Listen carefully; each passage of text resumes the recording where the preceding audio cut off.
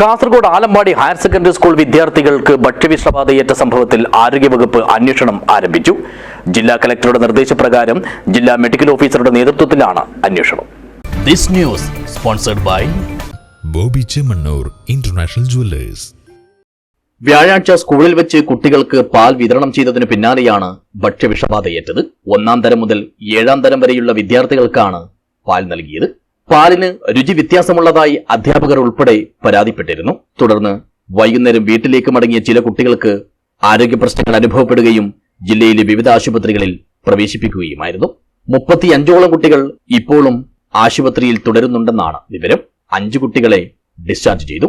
കേസുകൾ വർദ്ധിച്ചതോടെയാണ് സ്കൂൾ അധികൃതർ പോലും ഇത്തരത്തിൽ ഭക്ഷ്യവിഷബാധയുണ്ടാകാനുള്ള സാധ്യതയുണ്ടെന്ന് വിദ്യാഭ്യാസ വകുപ്പ് ഉദ്യോഗസ്ഥരെ അറിയിച്ചത്. പിന്നാലെ തന്നെ ജില്ലാ കലക്ടർ ജില്ലാ മെഡിക്കൽ ഓഫീസറെ അന്വേഷണത്തിന് ചുമതലപ്പെടുത്തുകയായിരുന്നു. ഇതിന്റെ ഭാഗമായാണ് വിശദമായ പരിശോധനയ്ക്കായി അധികൃതർ സ്കൂളിലെത്തി പാലിന്റെയും മറ്റു ഭക്ഷ്യവസ്തുക്കളുടെയും സാമ്പിളുകൾ ശേഖരിച്ചത്. അതിനിടെ സ്കൂളിലെ പാൽ വിതരണം താൽക്കാലികമായി നിർത്തിവെക്കുകയും ചെയ്തു. News bureau, Kasaragod.